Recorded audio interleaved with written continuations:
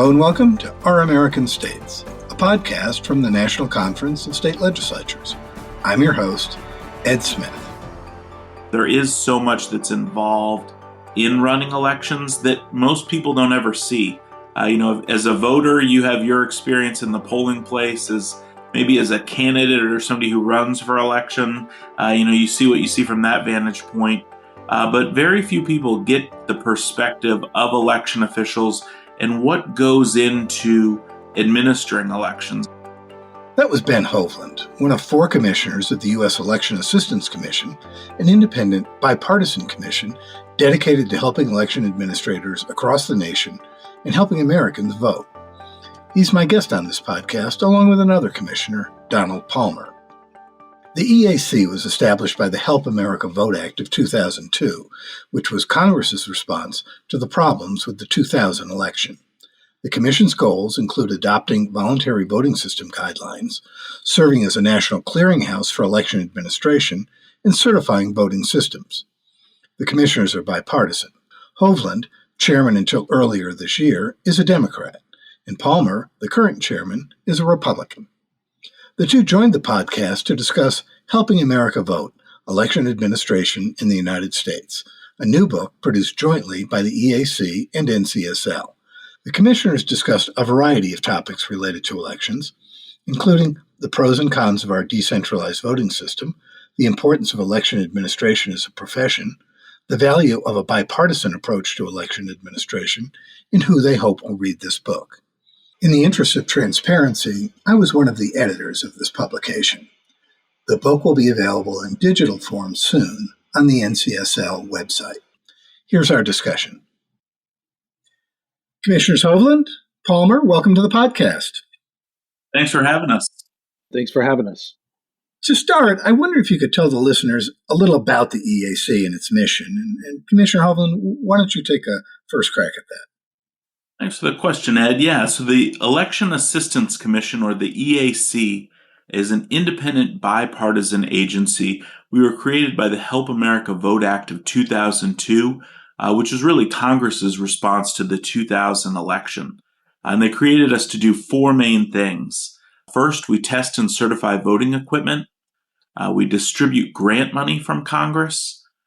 We do something called the Election Administration and Voting Survey, which is the only national survey of its kind that looks out across all 50 states, 5 territories, and the District of Columbia to see how Americans are engaging in the democratic process, how they're getting registered, how they're voting. Is that early voting in person on election day or by mail? So we get to learn a lot about what elections look like across the country. Finally, we serve as a clearinghouse for best practices in election administration. With each state running elections a little bit differently, we take that national perspective to look at those differences and identify ways that states are looking to serve their voters and highlight those best practices so that people don't have to reinvent the wheel. Commissioner Palmer, what would you add to that? Well, Ed, thanks for the question. I think that Commissioner Hovland really hit on a lot of the duties under the Help America Vote Act. I would say that we're unique because we're a small agency. We're a bipartisan, independent agency that supports states, assists states, and also there's an element of assisting the voter as well, the American citizen. And so it's sort of a broad mandate, but we do have those discernible tasks that the Commissioner Hovland talked about.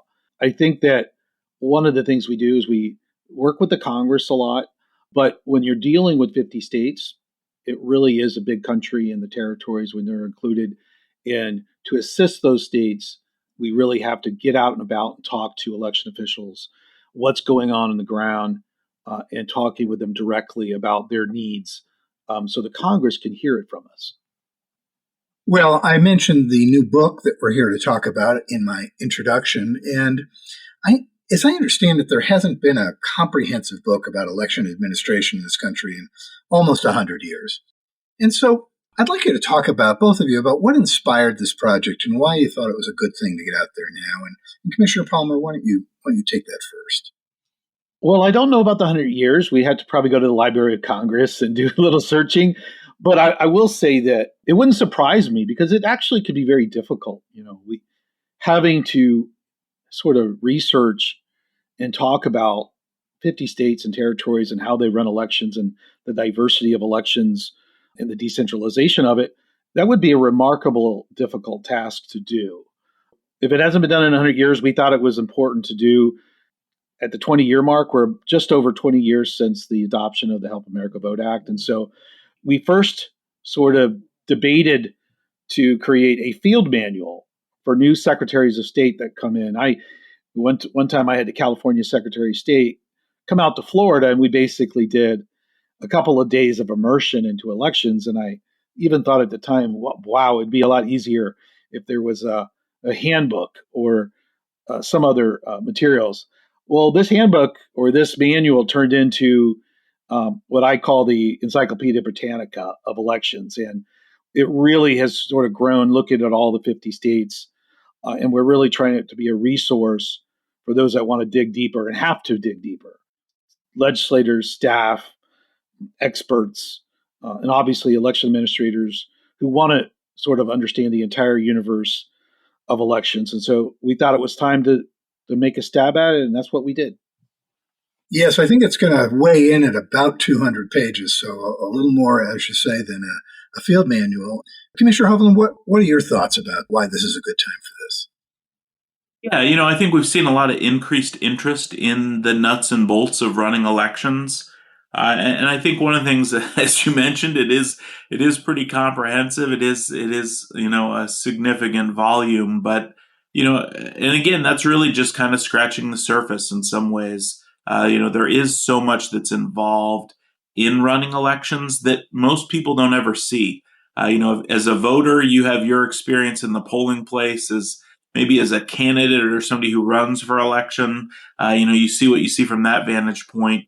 But very few people get the perspective of election officials and what goes into administering elections. And I think it's important to understand that, see all the checks and balances, safeguards and security measures that are in place. The bipartisan cooperation in running elections is really important. And I think this does a nice job of highlighting that, and really as a primer for people who want to understand a little bit more about the breadth of how our elections are run across the country.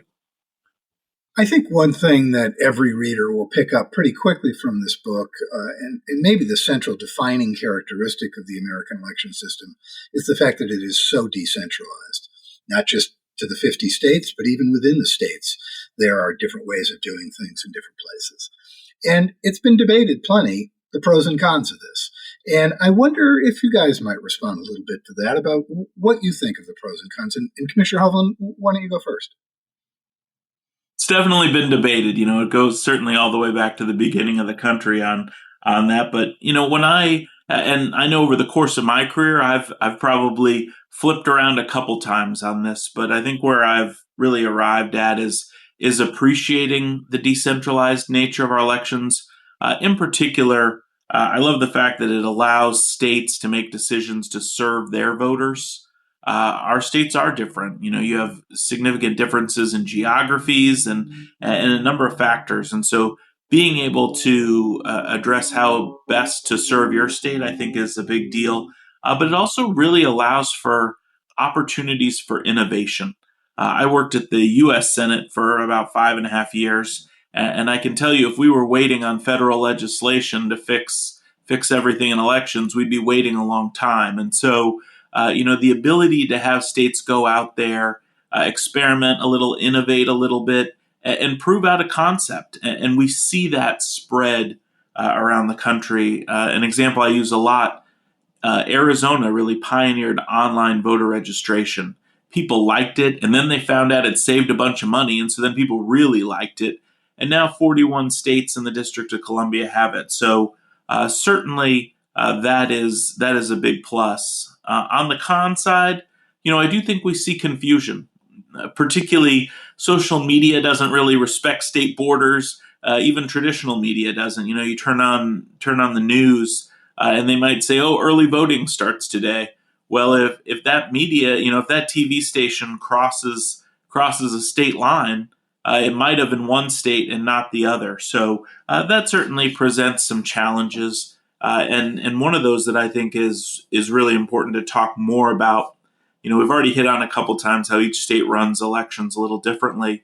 But the things that we have in common across the states are that the people who run our elections are professionals. They follow the law as passed by their state legislature, and they're transparent in the process. And so those things are consistent, even if the way the election is administered varies little, again, based on those state laws. Well, I guess social media and federalism probably don't really have a lot of hookup. Commissioner Palmer, let me ask you, what do you see? What do you see as the pros and cons? Well, I guess I could start with the pros. I mean, I agree with Commissioner Hovland on just about everything he mentioned. Generally elections are very well run at the local level, and they're accountable and they're closer to the people. So they sort of understand what the nuances or what the needs are of the local community. I mean, theoretically, you might say, well, we think the state or federal government can provide a better service. But the reality of it is when you think about it, if you've ever served at the state or federal level, that is just an impossibility. We're in no position to do so. We really are sort of in a supportive role. And that is simply because it's too big of a country for that. I think that when it comes down to it, the local administrators like to accommodate their voters, and they know their voters the best. And that really is true and the best pro for that decentralization. Now, the cons, I agree with Commissioner Hovland.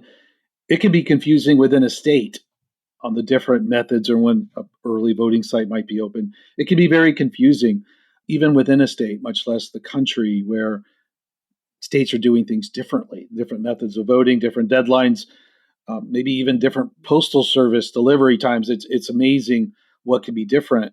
And that is a huge challenge that we're finding, and voters get confused. Some of the other things is that the local administrator in a rural county may not have the same amount of resources as a larger county. That makes it even more acute, that sort of differential. So it's not just decentralized, it's almost different. And there's a disparity there. And I call one of those aspects the cyber poverty level. It's sometimes we really have smaller counties or rural areas that are just operating at a different level of security and efficiency than the larger counties. And we have to account for that. And so as a whole, it's hard to maintain a uniformity across the country when there's so many differences and so many levels of appropriations and that sort of thing. So we have our pros and we also have our cons. Let me ask you about the audience for this book. You had joked about it being a field guide for secretaries of state. I guess there's different audiences. And Commissioner Palmer, who would you say are the target audience here? When I think about it, the original thought was legislators and secretaries of state, to sort of give them a sense of what elections are. But when you really think about it, and our clearinghouse team, it reflects a lot of this, is that there's so many differences and details on the way elections are run. We want to explain that. So an expert in the field or a legislator or legislative staff, for example, they would be able to dig a little deeper and find out the details and the knowledge, within this book. That would give them sort of an understanding on how elections may be in another state that you're looking at, or a policy that you may not have thought of before. It really sort of helps people understand the federalism of elections when they're developing their own policies. Commissioner Palmer, let me stick with you for a second. This book, over 19 chapters, touches on governing and districts and precincts, how they're made, voting tech, voting registration, recounts, a whole lot of more things. And I wonder, is there one area of election administration you think is underappreciated from a policy point of view by maybe people in legislatures or other people in state government? I would say voter registration and voter communication between states. States really don't communicate well with each other in any area of government that I see and have researched. And that includes, for example, driver's license agencies. They're light years ahead of us, though, in elections. But it's just remarkable the lack of communication and data standardization between states. And so explaining that to an election official is difficult, but it really, to a legislator or experts, having them dig a little deeper into voter registration and what it means to go onto a voter registration roll and to be updated or to be removed, the compliance with state and federal law. It's actually very complicated. And when a researcher or a stakeholder, staff, legislator can understand all the different aspects of the issue, we're hopeful that they'll be better in drafting legislation or policies and understanding what election officials need in these areas. And Commissioner Hovland, how do you see it? Do you think there's an area that's underappreciated from a policy point of view? One of the things that the book really does a good job of highlighting is how much is involved, and really that to me that really drives home two policy thoughts. One, election administration in this country is chronically underfunded, and we've seen more and more challenges for election administrators in recent years. And so I do think it's important for people to understand what goes into running elections, what goes into running the elections that we expect and deserve as far as security, accuracy, integrity, accessibility, etc. We want to have robust elections in this country, but that involves paying for them. But the other piece, really, again, there are so many elements of election administration. And one of the things I think the book helps you see is the interconnectedness of that. And so if I was thinking about that as a policymaker, in particular, is the potential for unintended consequences. If I was a state legislator, I would not want to really be pushing an election bill that I had not had a conversation with local election officials, not about whether or not, certainly you always want to know whether or not somebody likes the policy idea, but that it's doing what you want it to do and not doing other stuff because everything has an impact on other areas of the election. It's important to really review that and think about that and understand and make sure that you're avoiding those unintended consequences.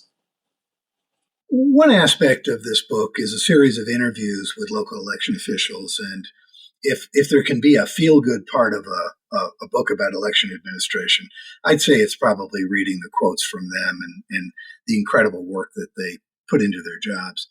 Commissioner Hovland, I wonder if you could talk a little bit about election administration as a profession and some of the workforce challenges we're seeing there. Of course, we're seeing them all across the economy, but certainly in the election workforce as well.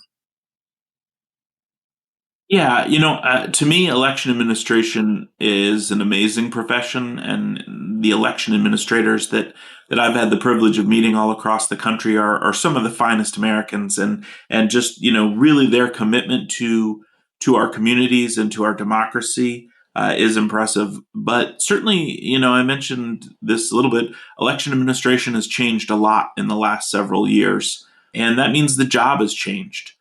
Pre-Help America Vote Act. So a little over 20 years ago, mostly elections occurred on one day. It was just really a large logistical undertaking. But in recent years, you have more technology coming into the space.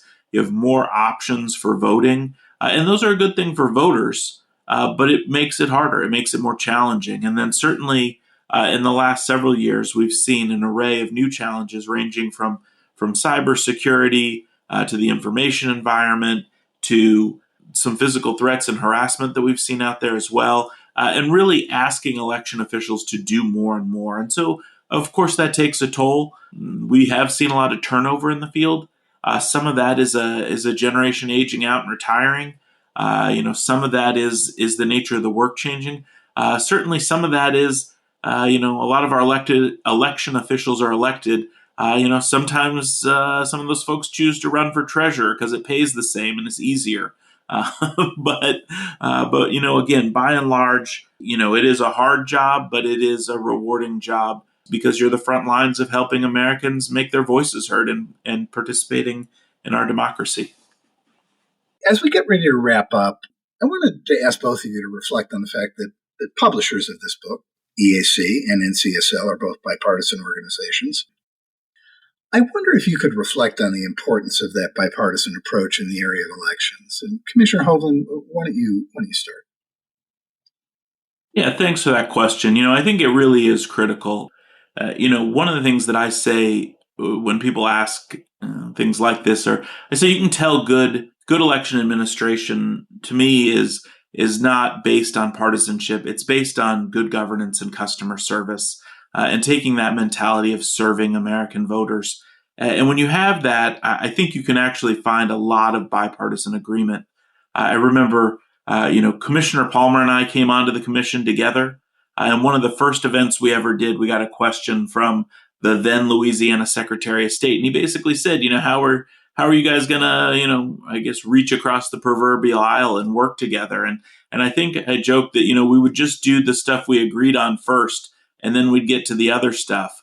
Well, 6 years later, we still haven't gotten to that other stuff, because there really is a lot that you can agree on when you focus on the voters, when you focus on serving the state and local election officials around the country, and just improving the process. So, proud of the work we've done, but I also think it's a good reminder that regardless of your party, there's a lot that we have in common when we look at how we can serve Americans and help all Americans make their voice heard.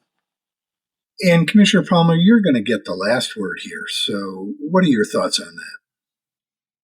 Well, I think the bipartisan nature of election administration is important, and primarily because they're stakeholders, not just elected officials or candidates, but the American people. They have a stake in having free and fair elections that are not partisan or not being run in a partisan way. And so there are many parts of policy that don't lend themselves to the partisan debate when it comes to election administration. In fact, most things are making sure the trains run on time and making sure that elections work for everyone. And so that is really a nonpartisan goal, but it takes a lot of effort. And it doesn't mean we don't have policy sort of ideas or ideas that can maybe improve the process, but we are focused on that 95% of things, that 90% of things that would make elections better, those fundamentals. And that really is what we're trying to focus on. And the policy debates are going to occur. We don't want the debate to get lost on election administration in that bigger battle over some of the policies. We all believe that the election should reflect the electorate, and the electorate is obviously made up of more than one party. It's made up of the American people. Well, I think that's a great note to end on. And gentlemen, thank you both so much for taking the time to do this, and certainly really recommend this book to anyone who's interested in election administration. It does cover it from soup to nuts. Thanks very much. Take care. Thanks for having us. Thank you, Ed. I've been speaking with EAC Commissioners Ben Hovland and Donald Palmer about the Commission's new book, produced jointly with NCSL, titled Helping America Vote: Election Administration in the United States. Thanks for listening. You can check out all the podcasts from the National Conference of State Legislatures by searching for NCSL Podcasts wherever you get your podcasts. This podcast, Our American States, dives into some of the most challenging public policy issues facing legislators. On Across the Aisle, host Kelly Griffin tells stories of bipartisanship. Also check out our special series, Building Democracy, on the history of legislatures.